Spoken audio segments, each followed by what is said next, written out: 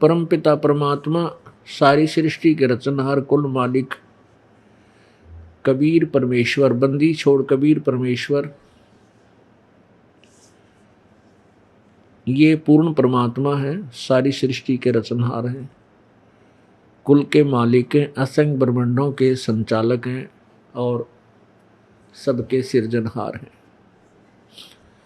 अनंत coat ब्रह्मांड का एक रति नहीं भारे, सतगुरु पुरुष कबीरे हैं ये कुल के सिरजनहारे।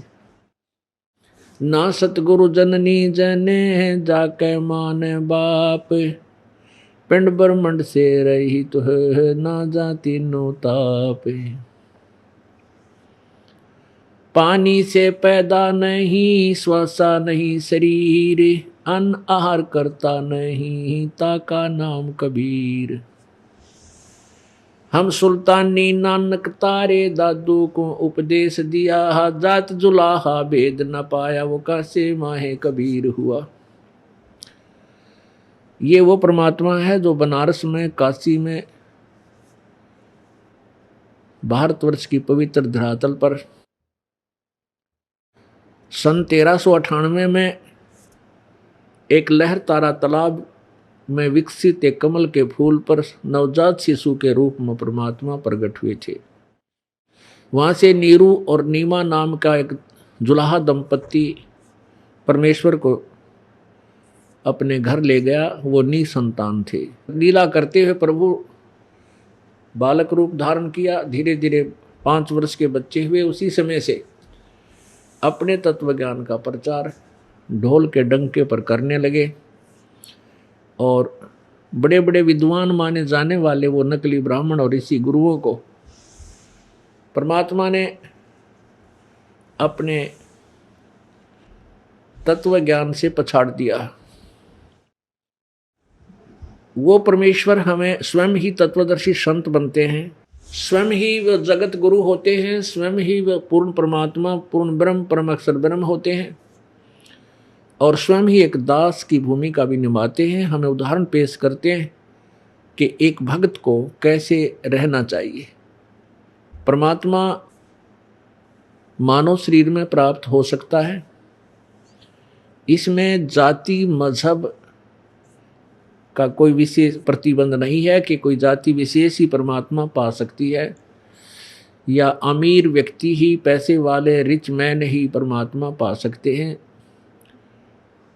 नहीं, परमात्मा पाने के लिए मानव शरीर हो, पूर्ण संत आपको मिल जाए, आप मर्यादावत भक्ति करते हुए अमीर और गरीब, राजा और रंक, प्रजा सभी परमात्मा प्राप्ति कर सकते हैं, लेकिन मर्यादा में रह करके। आज सुबह के सत्संग में आप जी ने सुना कि कौन परमात्मा अविनाशी है, कौन परमात्मा नाशवान है, कौन भगवान। अब यहाँ शंका उत्पन्न हो जाती है, क्या भगवान अधिक हैं, क्या परमात्मा अनेक हैं? हाँ, परमात्मा यानी भगवान, प्रभु, स्वामी, ये अनेक हैं।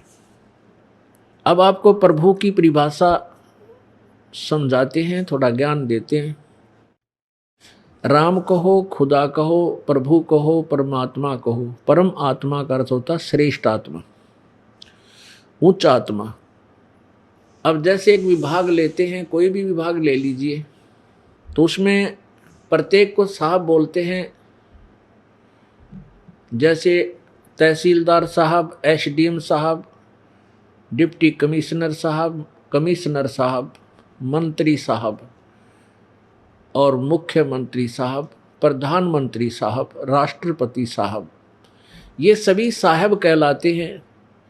सभी स्वामी हैं, सभी साहब हैं, राम हैं। राम का अर्थ होता स्वामी, स्वामी का अर्थ होता प्रभु, मालिक। तो जितने जिसकी अक्षमता है वो अपने क्षेत्र में स्वामी है, मालिक है। तो इसी प्रकार 3 लोक के राम हैं, ब्रह्मा विष्णु महेश, एक एक विभाग के स्वामी हैं। रजगुण विभाग के ब्रह्मा जी, सतगुण विभाग के विष्णु जी और तमोगुण विभाग के श्री शिव जी शंकर जी, और ब्रह्मा विष्णु महेश के पूज्य पिताजी हैं ज्योति निरंजन, जिसको ब्रह्म बोलते हैं। ब्रह्म, इसे अक्षर पुरुष भी बोला है गीता जी के अध्याय नंबर 15 के श्लोक नंबर 16 में। ये 21 ब्रह्मांड का राम है, 21 ब्रह्मांड का मालिक है, स्वामी है। और एक अक्षर पुरुष है जिसको परब्रह्म कहते हैं, ये 7 शंख ब्रह्मांड का स्वामी है। नील पद्म शंख, 7 शंख ब्रह्मांड का ये राम है, स्वामी है, मालिक है। और परम अक्षर ब्रह्म, परम अक्षर पुरुष अर्थात सत्य पुरुष, वो कबीर देव है, वो असंख्य ब्रह्मांड का मालिक है, इंक्लूडिंग ब्रह्म और परब्रह्म के सारे ब्रह्मांड।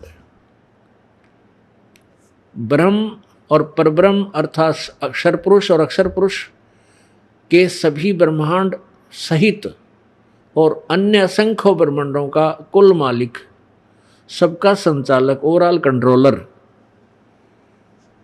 वो परम अक्षर ब्रह्म है। उनका वास्तविक नाम कबीर है और पद का नाम, उनका पोस्ट का नाम है सत्य पुरुष, परम अक्षर पुरुष या परम अक्षर ब्रह्म आदि आदि नामों से उसको, उनको उपमात्मक नामों से जाना जाता है। उस परमेश्वर ने अपनी महिमा और सर्व ब्रह्मांडों की जानकारी उस रचनहार ने स्वयं ही दी है। सुबह के सत्संग में आपने सुना था कि ब्रह्मा विष्णु महेश जी की क्या स्थिति है, ये भी नासवान और ब्रह्म भी नासवान और परब्रह्म भी नासवान।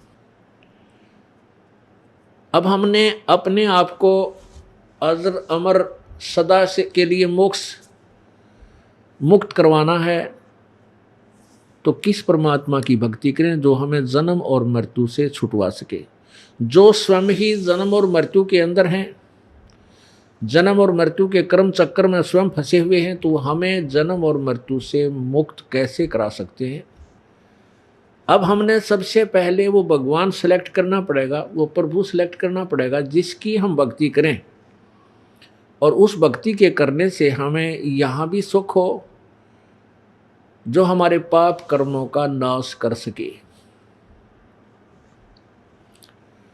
पुण्यात्माओं, पुण्य से सुख होता है, पाप से दुख होता है,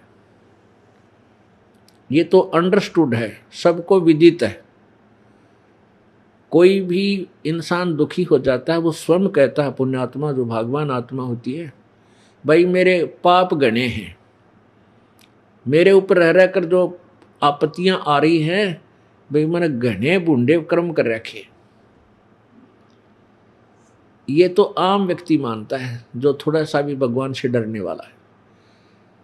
और जो सुखी है उसके विषय में आम व्यक्ति का आग्रह, भाई घने बढ़िया कर्म करके आ रहा है, तो वो बूढ़े और अच्छे और बुरे वो कर्म किए कब थे, जो आज भोग रहा है वो कभी मानव शरीर में था, और उस समय जिस पुण्यात्मा ने पुण्य कर दिए उनको आज सुख है, और जो पाप करके आया हुआ है वो आज जो कष्ट पे कष्ट उठा रहा है।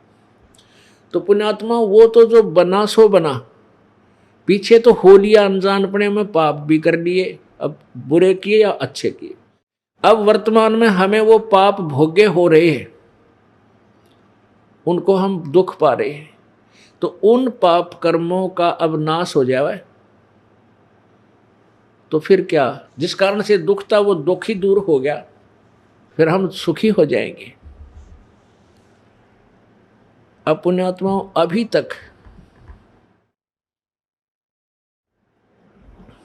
जिस भी संत या महंत या ऋषि महर्षि की व्याख्या सुनी, वो यही कहते पाए कि वह किया हुआ कर्म प्रारब्ध अच्छे या बुरे ये तो भोगने ही पड़ते हैं, भोगने से ही अंत होता है, इनका कोई विकल्प नहीं है। अर्थात परमात्मा की साधना से पाप नाश नहीं होते।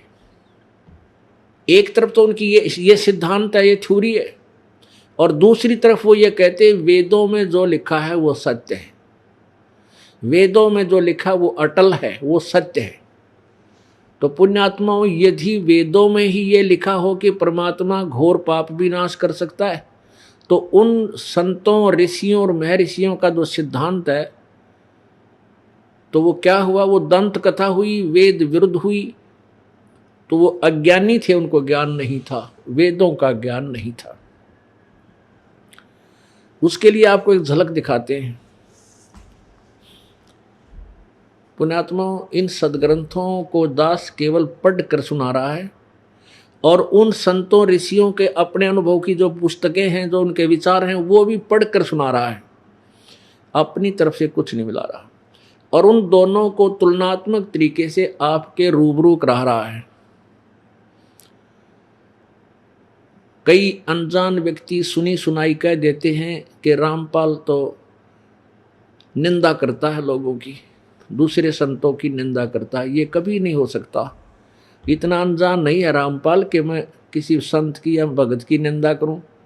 निंदा का जो फल है मुझे पता, कितना भयंकर पाप लगता है। तो ऐसी गलती रामपाल नहीं कर सकता। हाँ, ये पुण्य का कार्य है, ये अवश्य करूंगा। जैसे एक समय किसी ने 500 के नोट नकली बना लिए, और सरकार ने क्या किया था कि उन दोनों असली और नकली नोटों को ऐसे टेलीविजन के माध्यम से, समाचार पत्रों के माध्यम से, दोनों को, नकली और असलियों को बराबर दिखाया था। उनकी पहचान बताई थी जनता को कि ऐसी जो जिसके अंदर है ये नकली है, ये ओरिजिनल है। इस नकली को छोड़ देना, इसको त्याग देना, फेंक देना, आगे से ठगी में मत आना, उसको नहीं लेना, और ये ओरिजिनल की पहचान है, ऐसे नोट रखिए, तुम्हारा लाभ होगा, इससे तुम्हें हानि होगी। तो क्या सरकार निंदा कर रही थी? नहीं, एक महा उपकार किया। ऐसे ये दास कर रहा है। आप जी नकली नोट लेकर के लिए फिर रहे हो, गलत नाम जाप कर रहे हो, गलत ज्ञान आपके हृदय में भरा हुआ है।